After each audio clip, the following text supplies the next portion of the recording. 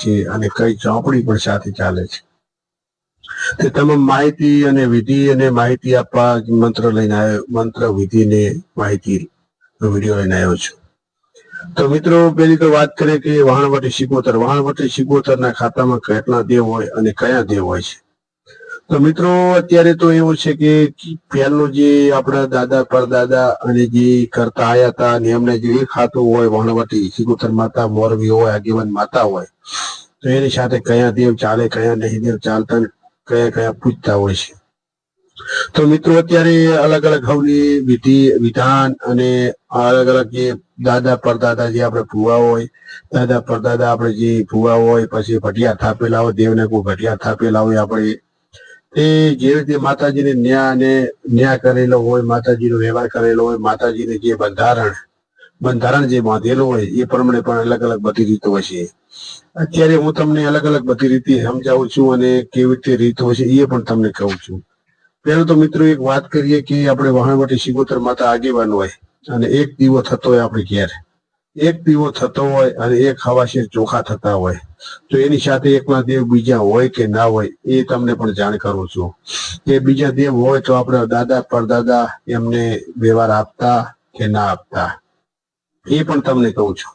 તો મિત્રો અત્યારે અલગ અલગ રીતો છે, અત્યારે અલગ અલગ નવા ભુવા થઈ ગયા હોય, નવા ભુવા થઈ અને અલગ અલગ ખાતું કરતા હોય છે, અલગ અલગ વ્યવહાર કરતા હોય છે. પણ દાદા પરદાદાનું જે માતાજીનું વેણ હોય, દાદા પરદાદા માતાજીનું જે બંધારણ બાંધેલું હોય અને દાદા પરદાદા આપણે જે પેઢીની અંદર પૂજતા આવ્યા હોય એવી રીતે કરશો તો તમારે ઘરની અંદર ક્યારે દુઃખ નહીં આવે, આપણે ઘરની અંદર બરબાદી ક્યારે નહીં થાય.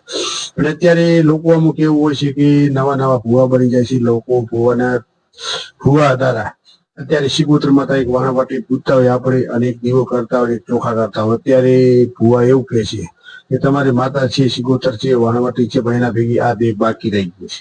આ દેવ છે પણ આ દેવને તમે કઈ હાલતા નથી. નહીં મિત્રો, એવું નથી હોતું. અત્યારે દાદા અને પરદાદા જે વહાણવટી સિકોતર માતા પૂજતા હોય એમને બધું એક દિવટ અને એક વ્યવહાર અને એવી રીતે કોલ અને કુળદેવીના કોલની અંદર બાંધેલી હોય છે કે એક વ્યવહાર આપીશું અને એક દિવટ કરીશું, તમને એક દીવો કરીશું.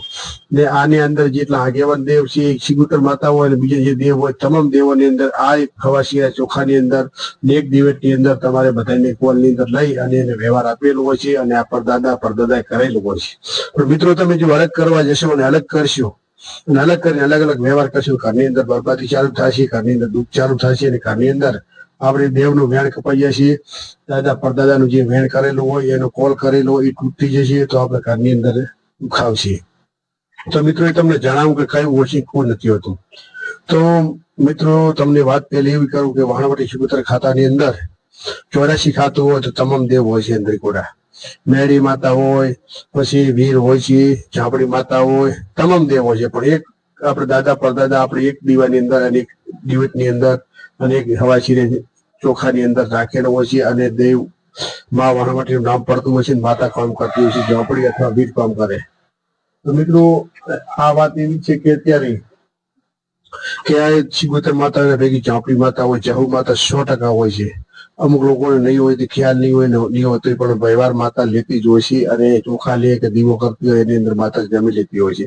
નામ પડે વહાણવટી સિકોતરનું અને કામ કરતી હોય માતા ઝાપડી, જહુ માતા તો 100% હોય છે.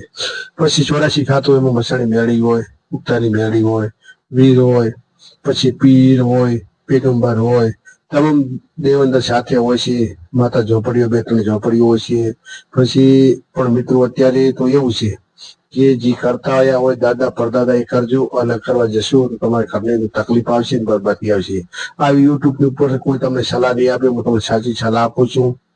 મિત્રો જે વહાણવટી માતા સિકોતર પૂજતા હોય ને આપણે દાદા પરદાદા હવાશે ચોખાની એક દીવો કરતા હોય તો કર્યા કરજો, નવું કઈ કરતા નહીં.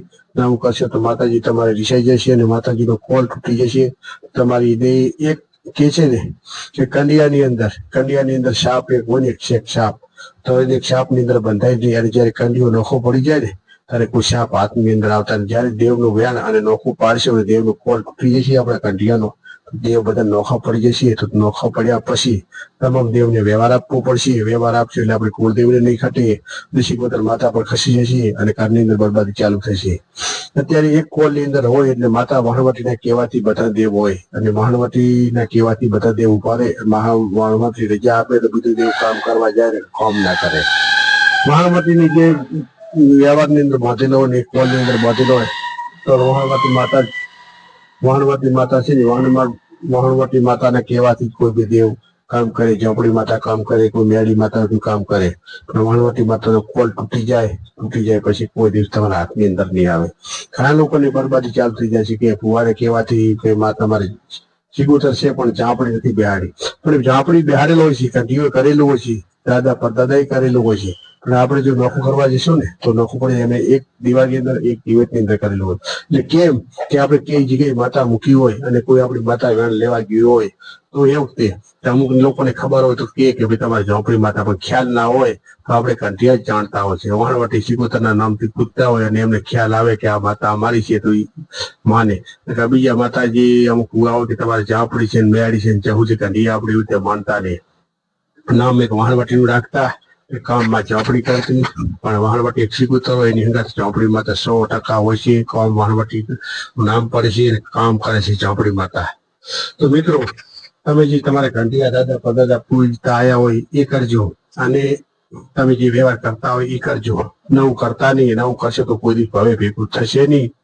આવું તમને યુટ્યુબ પર કોઈ સલાહ આપશે નહીં.